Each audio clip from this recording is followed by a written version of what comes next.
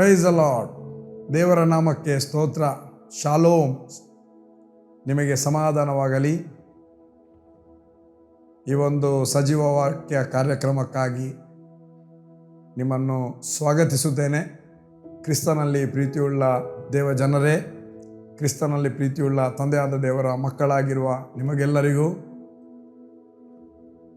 ನಿಮ್ಮೆಲ್ಲರ ವಿಷಯದಲ್ಲಿ ದೇವರಿಗೆ ಘನಮಾನ ಮಹಿಮೆಯನ್ನು ಸಲ್ಲಿಸುತ್ತೇನೆ. ದೇವರು ಒಳ್ಳೆಯವನು, ಯಾವಾಗಲೂ ಒಳ್ಳೆಯದನ್ನೇ ಮಾಡುವಾತನು. ಆತನ ಕೃಪೆಯು ಶಾಶ್ವತವಾಗಿದೆ. ಪ್ರಿಯರೇ, ಕಳೆದ ವಾರ ನಾವು ಲಿವಿಂಗ್ ವಿತ್ ನೋವಿಂಗ್ ಅಂದರೆ ಕ್ರೈಸ್ತಿಯ ಜೀವಿತ ಅಂದರೆ ನಾವು ಗೊತ್ತಿದ್ದು ಜೀವಿಸುವವರು, ಗೊತ್ತಿಲ್ಲದೆ ಜೀವಿಸುವವರು ಅಲ್ಲ ಎಂಬುದಾಗಿ ಅದರ ಬಗ್ಗೆ ನಾವು ಅಧ್ಯಯನ ಅಥವಾ ಧ್ಯಾನ ಮಾಡ್ತಾ ಇದ್ದೆವು.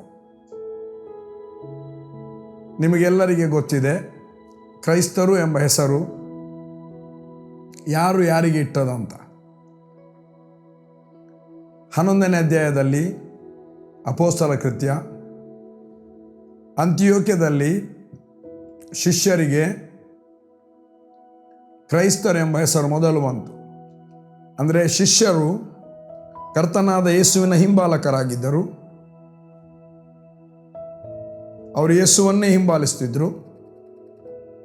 ಅವರ ಮಾತುಗಳು, ಅವರ ನಡತೆ, ಅವರ ಕ್ರಿಯೆ, ನಡೆ, ನುಡಿ, ಕ್ರಿಯೆ ಇವೆಲ್ಲವೂ ಕ್ರಿಸ್ತನನ್ನು ಹೋಲಿಸುತ್ತಿತ್ತು. ಅದಕ್ಕೆ the follower of the Christ ಅಂದರೆ ಕ್ರಿಶ್ಚಿಯನ್ಸ್ ಯಾರಿಗೆ ಬಂದದ್ದು? ಯೇಸುವಿನ ಶಿಷ್ಯರಿಗೆ ಕ್ರೈಸ್ತರು ಎಂಬ ಹೆಸರು ಬಂತು. ಕ್ರೈಸ್ತರು ಎಂಬ ಹೆಸರು ಯಾರು ಕರೆದದ್ದು? ಬೇರೆಯವರು ಕರೆದದ್ದು. ಕ್ರೈಸ್ತೇತರರು ಕ್ರೈಸ್ತರು ಎಂಬುದಾಗಿ ಕರೆದರು. ಹೋಗಿ ಯಾರು ಈ ಕ್ರೈಸ್ತರು ಅಂತ ಕರೆಯಲ್ಪಡ್ತಾ ಇದ್ದಾರೋ ಈಗ, ಅಥವಾ ವಿಶ್ವಾಸಿಗಳು, ಬಾರ್ನಿಗೇನಾದವರು, ಬಿಲೀವರ್ಸ್, ದೇವ ಮಕ್ಕಳು, ಏನೇ ಹೆಸರಿರಲಿ, ಇವರು ಕ್ರೈಸ್ತರೆಂಬುದಾಗಿ ಕರೆಯಲ್ಪಡುವಂಥ ಇವರು, ಅವರ ಜೀವಿತ ಹೇಗೆ ಅಂದರೆ ಅದು ನನ್ನದಾಗಲಿ ಯಾರದೇ ಆಗಲಿ ನಾವು ಗೊತ್ತಿದ್ದವರಾಗಿ ಜೀವಿಸುವಂಥದ್ದು. ಲಿವಿಂಗ್ ವಿತ್ ನೋವಿಂಗ್, ಏನು ಗೊತ್ತಿರುವಂಥದ್ದು. ಕಳೆದ ವಾರ ನಾನು ಮಾತಾಡ್ತಾ ಇದ್ದೆ. ಸೊ ಹೇಗೆ ನಮಗೇನು ಗೊತ್ತಿರಬೇಕು, ನಮ್ಮ ಜೀವಿತದ ಮೂಲಕ ದೇವರಿಗೆ ಮಹಿಮೆ ಆಗುವಂಥದ್ದು, ದೇವರ ರಾಜ್ಯಕ್ಕೆ ಮಹಿಮೆ ಆಗುವಂಥದ್ದು, ದೇವರ ರಾಜ್ಯಕ್ಕೆ ಎಂದಿಗೂ ಅವಮಾನವಾಗದ ಬರದ ರೀತಿಯಲ್ಲಿ ನಾವು ಜೀವಿಸುವಂಥದ್ದು ಬಹಳ ಪ್ರಾಮುಖ್ಯ. ಹಾಗಾಗಿ ಕಳೆದ ವಾರ ಅನೇಕ ವಿಷಯಗಳನ್ನು ನಾನು ಭಾಗವಾಗಿ ಮಾತಾಡ್ತಾ ಇದ್ದೆ. ದೇವರಿಗೆ ನಾವು ಸೇವೆ ಮಾಡುವಂಥವರು, ದೇವರಿಗೆ ಘನತೆ ಕೊಡುವವರಾಗಿ ಜೀವಿಸಬೇಕು. ದೇವರ ಮಹಿಮೆಯನ್ನು ನಾವು ತೆಗೆದುಕೊಳ್ಳುವುದಲ್ಲ. ಜನರು ಎಷ್ಟೇ ಹೊಗಳಿ, ಆ ಹೊಗಳಿಕೆಗೆ ಯೋಗ್ಯನು ಕರ್ತನೇ. ಕರ್ತನು ನಮ್ಮನ್ನು ತನ್ನ ಸೇವೆಗೆ ಉಪಯೋಗಿಸ್ತಾ ಇದ್ದಾನೆ. ಕರ್ತನು ನಮ್ಮನ್ನು ತಂದೆಯಾದ ದೇವರ ಮಕ್ಕಳ ಒಂದು ಬಾಧ್ಯತೆಯನ್ನು ಕೊಟ್ಟಿದ್ದಾನೆ. ಸೊ ಇದೆಲ್ಲ ನಾವು ದೇವರ ಮಕ್ಕಳಾಗಿದ್ದೇವೆ ಎಂಬುದಾಗಿ ತಿಳಿದು, ನಾವು ಕ್ರಿಸ್ತನ ಹಿಂಬಾಲಕರು ಅಥವಾ ಆತನ ಹೆಜ್ಜೆಯ ಜಾಡಿನಲ್ಲಿ ನಡೆಯುವವರೆಂಬುದಾಗಿ ತಿಳಿದು, ನಾವು ದೇವರ ವಾಕ್ಯದಿಂದ ಹುಟ್ಟಿದವರು ಎಂಬುದಾಗಿ ಗೊತ್ತಿದ್ದು, ದೇವರು ನಮ್ಮನ್ನು ಈ ಭೂಲೋಕದಲ್ಲಿ ಏನಕ್ಕೆ ಇಟ್ಟಿದ್ದಾನೆ ಎಂಬುದಾಗಿ ಗೊತ್ತಿದ್ದು ನಾವು ಜೀವಿಸುವಂಥದ್ದು ಬಹಳ ಪ್ರಾಮುಖ್ಯ. ಅದರ ಅರ್ಥ, ದೇವರು ನಮಗೋಸ್ಕರ ಜೀವಿಸಲಿಕ್ಕೆ ಕೊಟ್ಟಂಥ ವಾಕ್ಯವನ್ನು ನಾವು ಧ್ಯಾನ ಮಾಡಿ ಆ ವಾಕ್ಯದ ಪ್ರಕಾರ ಜೀವಿಸುವಂತೆ ದೇವರು ನಮಗೆ ಆತನ ವಾಕ್ಯವನ್ನು ಕೊಟ್ಟಿದ್ದಾನೆ. ಕೇವಲ ಓದಿದರೆ ಆಗುವುದಿಲ್ಲ, ಅಥವಾ ದೇವರ ವಾಕ್ಯದ ಪುಸ್ತಕವನ್ನು ಪಕ್ಕದಲ್ಲಿ ಇಟ್ಟು, ಬ್ಯಾಗ್ನಲ್ಲಿ ಇಟ್ಟು, ಗಾಡಿಯ ಡ್ಯಾಶ್ಬೋರ್ಡ್ನಲ್ಲಿ ಇಟ್ಟು, ಈ ಒಂದು ಪುಸ್ತಕ ಬೈಬಲ್ ಇರುವುದರಿಂದ ನನಗೆ ಸೇಫ್ ಇದೆ ಎಂಬುದಾಗಿ ಗಾಡಿಯಲ್ಲಿ ತಿರುಗಾಡುವಂಥದ್ದಲ್ಲ. ಬಟ್ ದೇವರ ವಾಕ್ಯದಿಂದ ಹುಟ್ಟಿರುವ ನಾವು ನಮ್ಮಷ್ಟಕ್ಕೆ ದೇವರ ವಾಕ್ಯದಿಂದ ಹುಟ್ಟಿದಲ್ಲ ಪ್ರಿಯರೇ.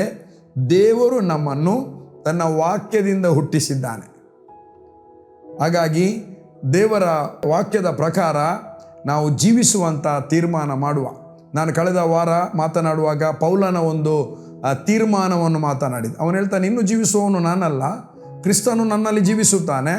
ಇನ್ನು ಮುಂದೆ ನಾನು ಜೀವಿಸುವುದು ಹೇಗೆಂದರೆ ದೇವಕುಮಾರನ ಮೇಲನ ನಂಬಿಕೆಯಿಂದಲೇ. ಅದು ಗಲಾತ್ಯ 2ರಲ್ಲಿದೆ. ದೇವಕುಮಾರನ ಅಂದರೆ ತಂದೆಯಾದ ದೇವರ ಮಗನಾಗಿರುವ ಯೇಸು ಕ್ರಿಸ್ತನ ಮೇಲನ ನಂಬಿಕೆಯಿಂದ ನಾನು ಜೀವಿಸ್ತಾ ಇದ್ದೇನೆ. ಹಾಗಾಗಿ ಪ್ರಿಯರೇ, ನಾವು ಆನಂದಭರಿತವಾಗಿ ಜೀವಿಸುವ, ಚಿಂತೆಯಲ್ಲಿ ಜೀವಿಸುವುದು ಬೇಡ. ಯಾಕೆ? ನಮಗೊಬ್ಬ ರಕ್ಷಕನಿದ್ದಾನೆ. ನಮಗೆ ಗೊತ್ತಿರಬೇಕು, ನಮಗಿದ್ದಾನೆ, ರಕ್ಷಕನಿದ್ದಾನೆ. ಆತನು ಎಲ್ಲಿದ್ದಾನೆ? ಆತನು ಪರಲೋಕದಲ್ಲಿದ್ದಾನೆ. ಅದೇ ಅಟ್ ಎ ಟೈಮಿಗೆ ಆತನು ನನ್ನ ಒಳಗೆ ವಾಸ ಮಾಡ್ತಾ ಇದ್ದಾನೆ. ನಮಗೊಬ್ಬ ತಂದೆ ಇದ್ದಾನೆ. ಯಾರು? ಎಫೆಸ 1ನೇ ಅಧ್ಯಾಯ 3ನೇ ವಚನ ಹೇಳ್ತದೆ, ಕರ್ತನಾದ ಯೇಸು ಕ್ರಿಸ್ತನ ದೇವರು ತಂದೆಯೂ ಆಗಿರುವ ಆತನು. ಕರ್ತನಾದ ಯೇಸುವಿನ ದೇವರು ನಮ್ಮ ದೇವರು, ನಮ್ಮ ತಂದೆಯೇ ಆಗಿರುವ ಆತನೆಂಬುದಾಗಿ ಪೌಲನು ಸ್ಪಷ್ಟವಾಗಿ ಬರೆದಿದ್ದಾನೆ. ಭೂಮಿ ಆಕಾಶಗಳನ್ನು ಸಮಸ್ತವನ್ನುಂಟು ಮಾಡಿದ ದೇವರು, ಆತನ ನಾವು ಅಪ್ಪ, ತಂದೆ ಎಂಬುದಾಗಿ ಕರೆಯುತ್ತೇವೆ. ಆತನ ನಮ್ಮ ತಂದೆ. ಇದು ಗೊತ್ತಿರಬೇಕು ನಮಗೆ. We should know. ನಮಗೆ ಗೊತ್ತಿರಬೇಕು ನಾವು ಯಾರಿಗೆ ಹುಟ್ಟಿದ್ದೇವೆ. ನಾನು ಶರೀರದ ಹುಟ್ಟುವಿಕೆಗೆ ಮಾತಾಡೋದಿಲ್ಲ, ಆತ್ಮದಲ್ಲಿ ಯಾರಿಗೆ ಹುಟ್ಟಿದ್ದೇವೆ. ಅದಕ್ಕೆ ಯೇಸು ಒಂದು ಮಾತು ಹೇಳ್ತಾನೆ, ಯೋಹಾನನ್ ಬರೆದ ಸುವಾರ್ತೆ 8ನೇ ಅಧ್ಯಾಯದಲ್ಲಿ 30 ಮತ್ತು 31. ಆತನು ಈ ಮಾತುಗಳನ್ನಾಡುವಾಗ ಅನೇಕರು ಆತನಲ್ಲಿ ನಂಬಿಕೆ ಇಟ್ಟರು. ಆಗ ಯೇಸು ತನ್ನನ್ನು ನಂಬಿದ ಯೆಹೂದ್ಯರಿಗೆ, ನೀವು ನನ್ನ ವಾಕ್ಯದಲ್ಲಿ ನೆಲೆಗೊಂಡವರಾದರೆ ನಿಜವಾಗಿ ನನ್ನ ಶಿಷ್ಯರಾಗಿದ್ದು ಸತ್ಯವನ್ನು ತಿಳಿದುಕೊಳ್ಳುವಿರಿ ಮತ್ತು ಸತ್ಯವು ನಿಮ್ಮನ್ನು ಬಿಡುಗಡೆ ಮಾಡುವುದು ಎಂಬುದಾಗಿ ಹೇಳಿದನು. ಬಿಡುಗಡೆ ಮಾಡುವುದಂತ ಹೇಳುವಾಗ ಅವರಿಗೆ ಸಿಟ್ಟು ಬಂತು. ನಾವು ಅಬ್ರಾಹ್ಮನ ಸಂತತಿ, ನಾವು ಯಾರಿಗೂ ದಾಸರಲ್ಲ, ನಮಗೆ ಬಿಡುಗಡೆ ಆಗಿದೆ ಅಂತ ಹೇಳ್ತಾರೆ. ಬಟ್ ಏನು ಹೇಳಿದ? ನೀವು ಸತ್ಯವನ್ನು ತಿಳಿಯುವಿರಿ, ಸತ್ಯವು ನಿಮ್ಮನ್ನು ಬಿಡುಗಡೆ ಮಾಡುವುದು. ನೀವು ಸತ್ಯದಲ್ಲಿ ನೆಲೆಗೊಳ್ಳಿರುವುದಾದರೆ, ನೀವು ನನ್ನ ವಾಕ್ಯದಲ್ಲಿ ನೆಲೆಗೊಂಡವರಾಗಿರುವುದಾದರೆ ನಿಜವಾಗಿಯೂ ನನ್ನ ಶಿಷ್ಯರಾಗಿದ್ದು. ಅಂದರೆ ಯಾವ ವ್ಯಕ್ತಿ ಯೇಸುವಿನ ಶಿಷ್ಯನಾಗಿರ್ತಾನೋ ಅವನು ವಾಕ್ಯದಲ್ಲಿ ನೆಲೆಗೊಂಡವನಾಗಿರುತ್ತಾನೆ. ಯೇಸುವಿನ ಶಿಷ್ಯ ಯಾವಾಗಲೂ ಯೇಸುವಿನ ವಾಕ್ಯದಲ್ಲಿ ನೆಲೆಗೊಂಡಿರ್ತಾನೆ. ಯೇಸುವಿನ ವಾಕ್ಯದಲ್ಲಿ ನೆಲೆಗೊಂಡವನಾಗಿರುವ ಶಿಷ್ಯನು ವಾಕ್ಯವನ್ನು ಪ್ರೀತಿಸ್ತಾನೆ. ವಾಕ್ಯ ಮತ್ತು ಯೇಸು ಬೇರೆ ಬೇರೆ ಅಲ್ಲ. ಯೇಸುವೇ ವಾಕ್ಯವಾಗಿದ್ದಾನೆ, ವಾಕ್ಯವೇ ಯೇಸು ಆಗಿದ್ದಾನೆ. ಆದಿಯಲ್ಲಿ 1ನೇ ಅಧ್ಯಾಯ ಯೋಹಾನನು ಬರೆದ ಸುವಾರ್ತೆ 1ನೇ ವಚನ, ಆದಿಯಲ್ಲಿ ವಾಕ್ಯವಿತ್ತು, ವಾಕ್ಯವು ದೇವರ ಬಳಿಯಲ್ಲಿತ್ತು, ಆ ವಾಕ್ಯವೇ ದೇವರಾಗಿತ್ತು. 14ನೇ ವಚನಕ್ಕೆ ಬರುವಾಗ ಆ ವಾಕ್ಯವೆಂಬಾತನು ನರವತಾರ ಎತ್ತಿ ನಮ್ಮ ಮಧ್ಯದಲ್ಲಿ ವಾಸ ಮಾಡಿದನು. ಅದು ಯಾರು? ಅದು ಯೇಸು ಅಲ್ಲದೆ ಬೇರೆ ಯಾರಲ್ಲ.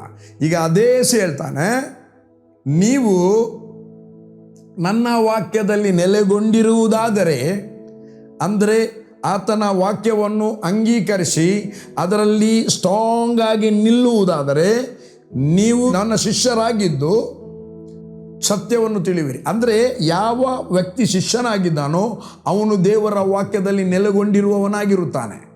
ನಂಬರ್ 1. ಸೆಕೆಂಡ್, ನೆಲೆಗೊಂಡವರಾಗಿದ್ದು ಮುಂದೆ ಅದರ ಮ್ಯಾನಿಫೆಸ್ಟೇಷನ್ ಅಂದರೆ ನೀವು ಸತ್ಯವನ್ನು ತಿಳಿಯುತ್ತೀರಿ.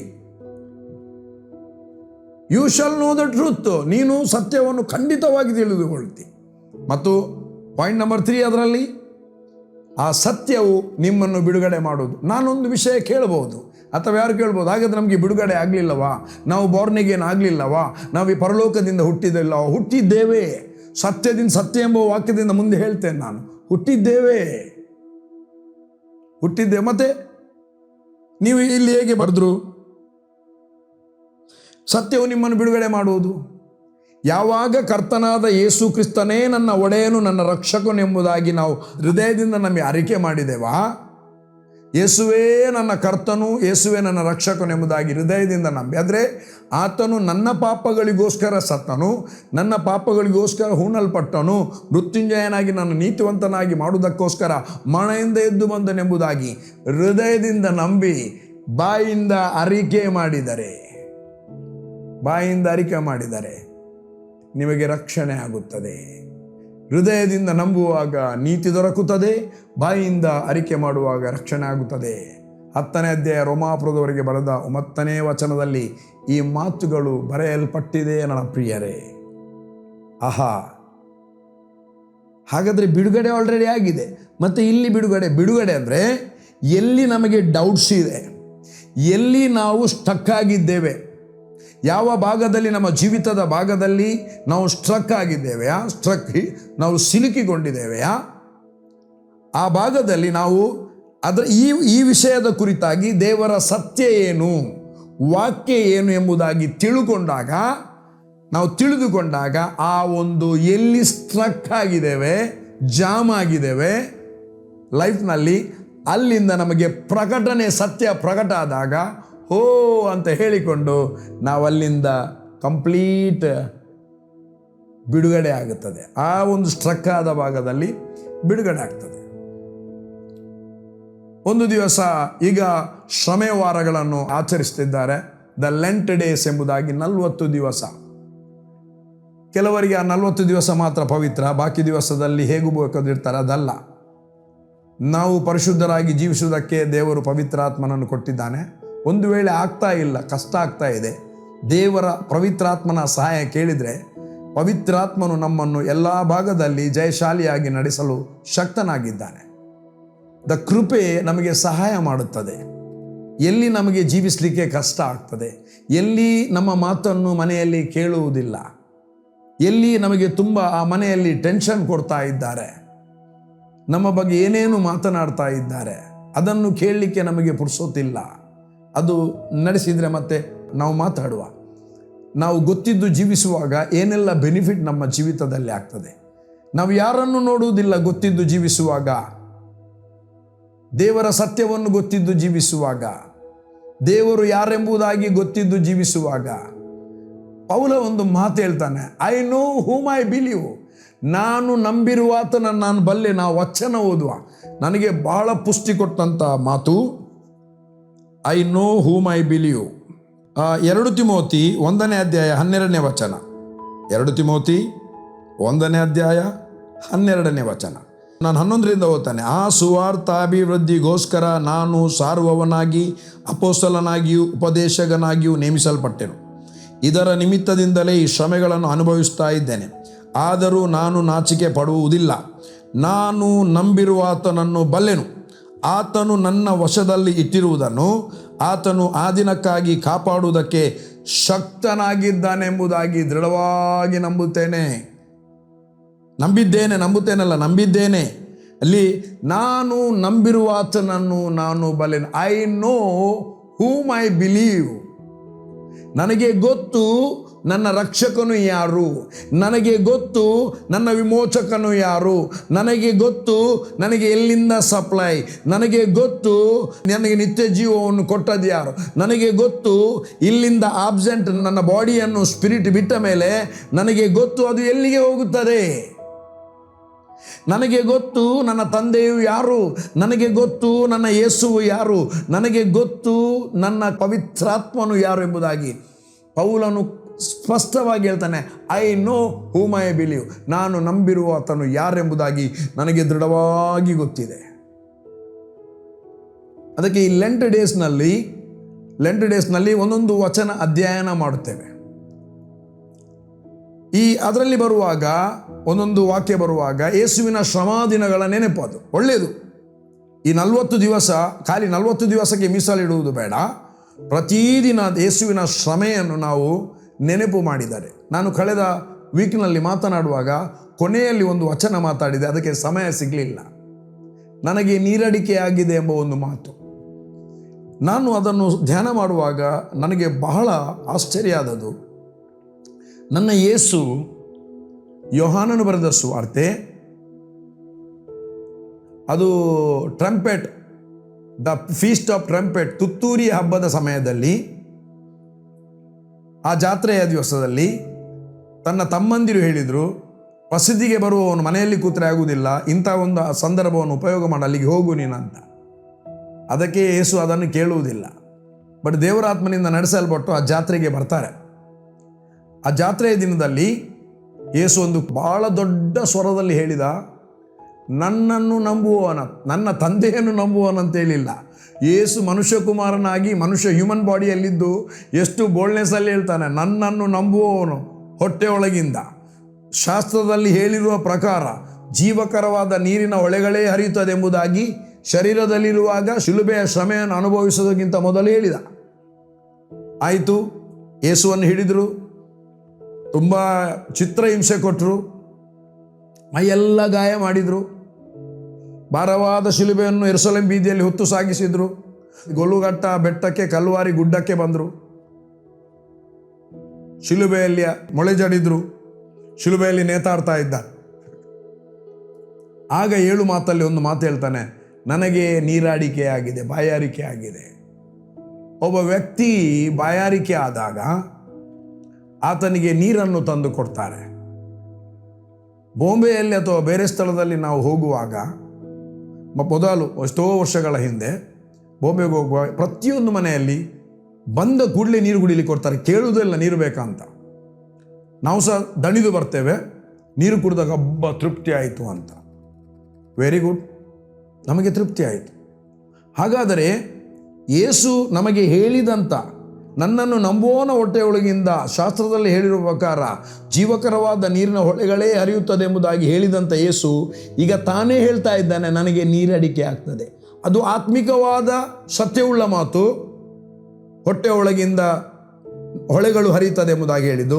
ಬಟ್ ಈಗ ಆತನಿಗೆ ನೀರಡಿಕೆ ಆಗುವಂಥದ್ದು ಶರೀರದ ದಾಹ. ಯಾಕೆ? ಅಷ್ಟು ಪೆಟ್ಟು ತಿಂದು ಶಿಲುಬೆಯಲ್ಲಿ ನೇತಾಡ್ತಾ ಇದ್ದಾನೆ, ಕೇವಲ ನಿನಗೋಸ್ಕರ, ನನಗೋಸ್ಕರ. ಓ ನನ್ನ ಪ್ರಿಯರೇ, ಈಗ ಹೇಳ್ತಾ ಇದ್ದಾರೆ, ನನಗೆ ಬಾಯಾರಿಕೆ ಆಗ್ತಾ ಇದೆ. ಅದಕ್ಕೆ ಯೆಶಾಯನು ಯೇಸುವಿನ ಮರಣದ ಮರಣವನ್ನು 53ನೇ ಯೆಶಾಯನ ಪ್ರವಾದನೆ ಗ್ರಂಥದಲ್ಲಿ ಬಹಳ ಸುಂದರವಾಗಿ ವಿವರಿಸ್ತಾನೆ. ಚಿತ್ರಣ 22ನೇ ಕೀರ್ತನೆಯಲ್ಲಿ ಬಿಡಿಸ್ತಾನೆ. ಬಹಳ ಗೂಳಿಗಳು ನನ್ನನ್ನು ಮುತ್ತಿಕೊಂಡವು, ಬಾಷಾನಿನ ಗೂಳಿಗಳು ಮತ್ತು ನಾಯಿಗಳು ನನ್ನನ್ನು ಸುತ್ತಿಕೊಂಡಿವೆ ಎಂಬುದಾಗಿ. ಆ ರೀತಿಯಾಗಿ ಯೇಸುವಿಗೆ ಚಿತ್ರಹಿಂಸೆ. ಅಲ್ಲಿ 53ನೇ ಅಧ್ಯಾಯ 11ನೇ ವಚನದಲ್ಲಿ ಹೇಳ್ತಾನೆ, ಯೇಸು ಧರ್ಮಾಪ್ತನಾದ ಸೇವಕನು ತನ್ನ ಶ್ರಮೆಯ ಫಲವನ್ನು ಕಂಡು ತೃಪ್ತನಾದನೆಂಬುದಾಗಿ. ಶ್ರಮೆಯ ಫಲ ಅಂದರೆ ಯೇಸು ಕ್ರಿಸ್ತನು ಶಿಲುಬೆಯಲ್ಲಿ ಶ್ರಮೆಯನ್ನು ಅನುಭವಿಸಿದ್ದು ನಮ್ಮೆಲ್ಲರ ರಕ್ಷಣಾರ್ಥವಾಗಿ, ನಮ್ಮೆಲ್ಲರನ್ನು ದೇವರ ಮಗನಾಗಿ ಮಾಡುವುದಕ್ಕಾಗಿ. ದೇವರು ತನ್ನ ಒಬ್ಬನೇ ಮಗನನ್ನು ಶಿಲುಬೆಯಲ್ಲಿ ಕೊಟ್ಟಿದ್ದಾನೆ. ಈಗ ಒಬ್ಬ ಮಗ ಸತ್ತು ಹೂಣಲ್ಪಟ್ಟು ಮೃತ್ಯುಂಜಯನಾಗಿ ಎದ್ದ, ಆತನೊಟ್ಟಿಗೆ ಪ್ರಥಮ ಫಲವಾಗಿ ನಾವೆಲ್ಲರೂ ಎಬ್ಬಿಸಲ್ಪಟ್ಟಿದ್ದೇವೆ. ಕೇವಲ ದೇವರು ಕೊಟ್ಟದ್ದು ಒಂದು ಮಗ. ಇವತ್ತು ಎಷ್ಟೋ ಕೋಟಿ ಮಕ್ಕಳನ್ನು ದೇವರು ತನಗೆ ಹಿಂದಕ್ಕೆ ಪಡೆದುಕೊಂಡಿದ್ದಾನೆ. ಸೈತಾನನ ಬಂಧನದಿಂದ ಬಿಡಿಸಿದ್ದಾನೆ ದೇವರು, ಅಂಧಕಾರದ ದೊರೆತನದಿಂದ ಬಿಡಿಸಿದ್ದಾನೆ. ನನ್ನ ಪ್ರಿಯ ದೇವಜನರೇ, ಇದೆಲ್ಲ ನಾವು ಗೊತ್ತಿದ್ದು ಜೀವಿಸುವಾಗ ನಮ್ಮ ಜೀವಿತ ಹೇಗಿರ್ತದೆ? ಯೇಸು ಕ್ರಿಸ್ತನು ನನಗಾಗಿ ಸತ್ತಿದ್ದಾನೆ, ನನಗಾಗಿ ಬಾಧೆಯನ್ನು ಅನುಭವಿಸಿದ್ದಾನೆ. ಆತ ನನ್ನ ಪಾಪಗಳನ್ನು ಶಾಶ್ವತವಾಗಿ ಪರಿಹರಿಸುವುದಕ್ಕೋಸ್ಕರ ತನ್ನನ್ನು ದೇವರು ಪಾಪವನ್ನಾಗಿ ಮಾಡಿದನೆಂಬುದಾಗಿ ನಮಗೆ ವಾಕ್ಯದ ಮೂಲಕ ಗೊತ್ತು ಮಾಡಲ್ಪಟ್ಟಿದೆ. ನಾನು ಬಡವನಾಗಿದ್ದೆ, ಯೇಸು ಕ್ರಿಸ್ತನು ಶ್ರೀಮಂತನಾಗಿದ್ದ. ಬಡವನಾಗಿದ್ದನನ್ನು ಶ್ರೀಮಂತರನ್ನಾಗಿ ಮಾಡುವುದಕ್ಕಾಗಿ ಯೇಸು ತಾನು ಬಡತನದಲ್ಲಿ ಸೇರಿದ. ಒಂದೇ ಒಂದು, ಆತನು ಶ್ರಮೆಯನ್ನು ಅನುಭವಿಸಿದ್ದು ನಾನು ಮತ್ತು ನೀನು ದೇವರ ರಾಜ್ಯಕ್ಕೆ ಫಲವಾಗಿ ಬರುವುದಕ್ಕಾಗಿ. ಒಬ್ಬ ವ್ಯಕ್ತಿ ಹೋಗಿ ಸುವಾರ್ತೆ ಸಾರ್ತಾನೆ, ಅಲ್ಲಿ ಆ ಮನೆ ಕುಟುಂಬ ರಕ್ಷಣೆ ಹೊಂದುತ್ತದೆ. ಯೇಸು ಕ್ರಿಸ್ತನ ಶ್ರಮೆಯನ್ನು ನಾವು ಹೇಳ್ತೇವೆ. ಆ ಶ್ರಮೆ ಹೌದು ನನಗೋಸ್ಕರ ಅಂತ ಅವನು ಅಂಗೀಕರಿಸ್ತಾನೆ. ಅವನು ಅಂಧಕಾರದ ದೊರೆಯಿಂದ ಬಿಡುಗಡೆಯಾಗಿ ಪ್ರಿಯ ಕುಮಾರನ ರಾಜ್ಯಕ್ಕೆ ಸೇರ್ತಾನೆ. ನೀನು ಹೋಗಿ ಸುವಾರ್ತೆ ಸಾರುವಾಗ ಯಾವ ಕುಟುಂಬ ರಕ್ಷಣೆ ಹೊಂದುತ್ತದ, ಅದು ಆ ಕುಟುಂಬ ಕರ್ತನಾದ ಯೇಸು ಕ್ರಿಸ್ತನ ಶ್ರಮೆಯ ಫಲ. ಕರ್ತನಾದ ಯೇಸು ಕ್ರಿಸ್ತನ ಶ್ರಮೆಯ ಫಲ. ಯೇಸು ಕ್ರಿಸ್ತನು ತಾನೇ 53ನೇ ಅಧ್ಯಾಯ 11ನೇ ವಚನದಲ್ಲಿ ಹೇಳ್ತಾನೆ, ಆತನು ತಾನೇ ಆ ಅನುಭವಿಸಿದ ಶ್ರಮೆಯ ಫಲವಾಗಿರುವ ನಮ್ಮನ್ನು ಕಂಡು ತೃಪ್ತನಾದನು ಎಂಬುದಾಗಿ ದೇವರ ವಾಕ್ಯ ಹೇಳ್ತದೆ. ಅಂದರೆ ಈಗ ನೀರಡಿಕೆ ಅಲ್ಲಿ ಆಗಿದೆ ಶಿಲುಬೆಯಲ್ಲಿ. ಆತನ ತೃಪ್ತಿ ಯಾವಾಗ ಅಂದರೆ, ನೀನು ನಾನು ಹೋಗಿ ಸುವಾರ್ತೆಯನ್ನು ಸಾರಿ ದೇವರ ಜನಾಂಗ ಅಲ್ಲದವರನ್ನು ಯಾರೇ ಆಗಲಿ ಅವರನ್ನು ಕ್ರಿಸ್ತನ ರಾಜ್ಯಕ್ಕೆ, ನಿತ್ಯತ್ವಕ್ಕೆ, ನಿತ್ಯ ಜೀವಕ್ಕೆ ನಡೆಸುವಂಥದ್ದು. ಕನ್ವರ್ಟ್ ಮಾಡುವುದಲ್ಲ, ನಿತ್ಯ ಜೀವಕ್ಕೆ ನಡೆಸುವಂಥದ್ದು. ಅದು ಯೇಸು ಕ್ರಿಸ್ತನ ಶ್ರಮೆಯ ಫಲವಾಗಿರುತ್ತದೆ. ನನ್ನ ಪ್ರಿಯ ದೇವಜನರೇ, ಆ ಫಲವನ್ನು ಕಂಡು ಯೇಸು ಕ್ರಿಸ್ತನು ತೃಪ್ತನಾಗ್ತಾನೆ. ಅಂದರೆ ಒಳ್ಳೆ ಬಾಯಾರಿ ಬರುವಾಗ ನೀನು ತಂಪು ಪಾನೀಯ ಕೊಟ್ಟಾಗ, ನೀರು ಕೊಟ್ಟಾಗ ಹೇಗೆ ಹಬ್ಬ ತೃಪ್ತಿ ಆಯಿತು, ಅಂಥ ತೃಪ್ತಿ ನಮ್ಮ ಕರ್ತನಾದ ಯೇಸುವಿಗೆ ಆಗ್ತದೆ. ಇದು ಗೊತ್ತಿದ್ದು ನಾವು ಜೀವಿಸುವಾಗ ನಾವು ಇನ್ನೊಬ್ಬ ನಾಶವಾಗುವಾಗ ನೆಗಡುವುದಿಲ್ಲ.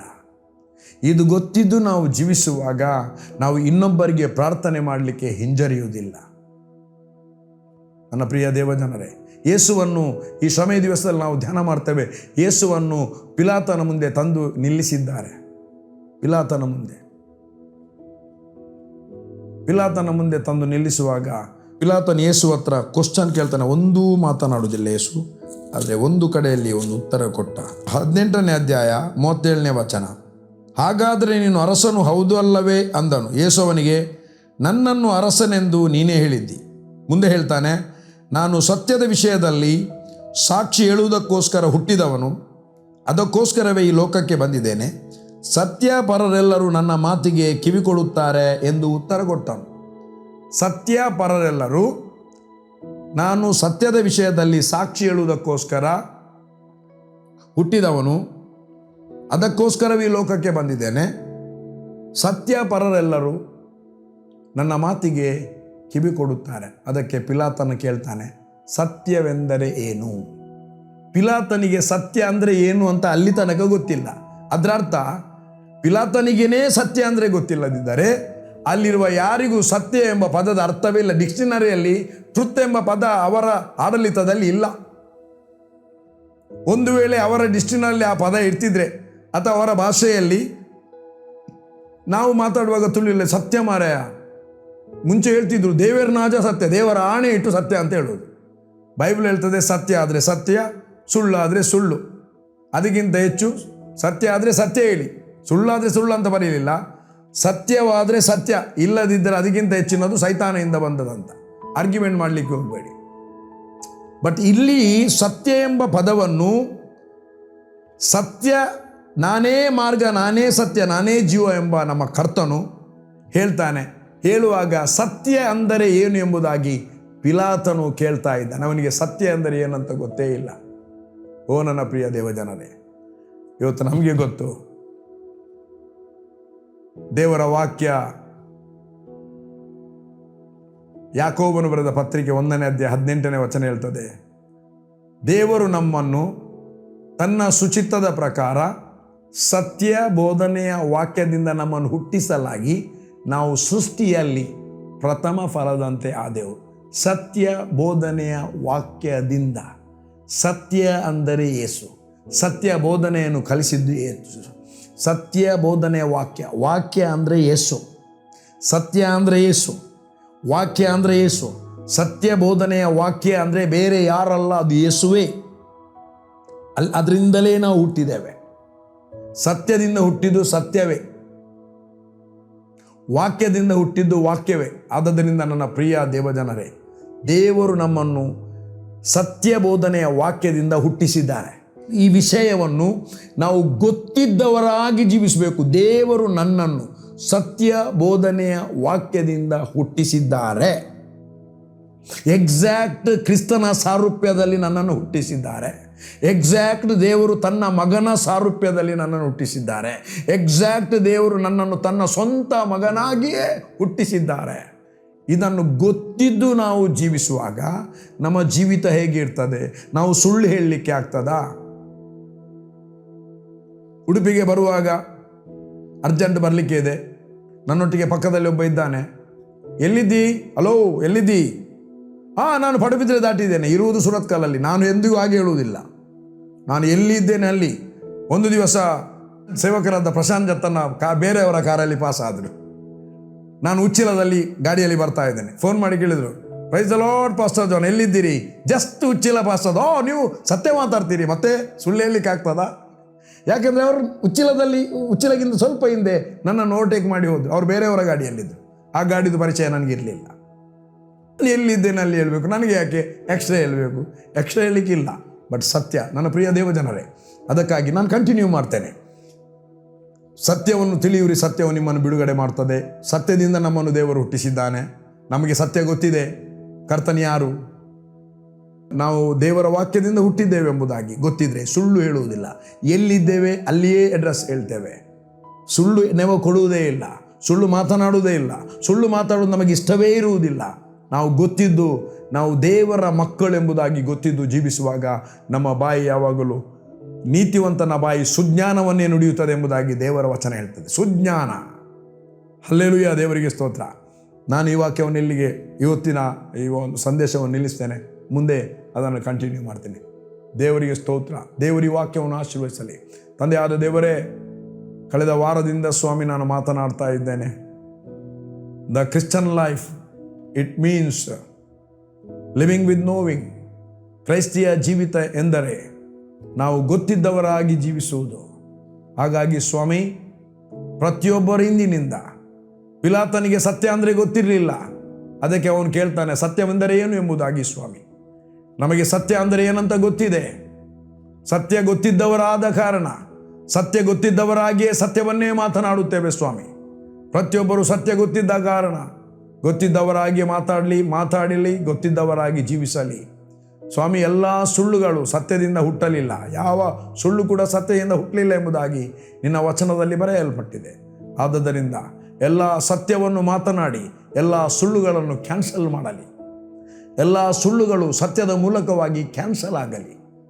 ಓ, ಸತ್ಯಕ್ಕೆ ನೀನು ಜಯ ಕೊಟ್ಟಿದ್ದಿ ಸ್ವಾಮಿ. Thank you Lord. ನಿನ್ನ ಜಯ ಕೂಡ ಸತ್ಯವಾದದ್ದು. ನಿನಗೆ ಸ್ತೋತ್ರ ಮಾಡುತ್ತೇನೆ ಕರ್ತನೇ. ವಾಕ್ಯವನ್ನು ಕೇಳುತ್ತಿರುವಂಥ, ಈ ಒಂದು ಪ್ರೋಗ್ರಾಮನ್ನು ವೀಕ್ಷಿಸುತ್ತಿರುವಂಥ ಪ್ರತಿಯೊಬ್ಬರಿಗಾಗಿ ನಿನಗೆ ಸ್ತೋತ್ರ ಮಾಡುತ್ತೇನೆ. ಪ್ರತಿಯೊಬ್ಬರನ್ನು ನನ್ನ ಕರ್ತನಾಗಿರುವ ಯೇಸು ಕ್ರಿಸ್ತನ ನಾಮದಲ್ಲಿ ಆಶೀರ್ವದಿಸುತ್ತೇನೆ. ಯೇಸುವಿನ ನಾಮದಲ್ಲಿ ತಂದೆ. Amen, amen, amen.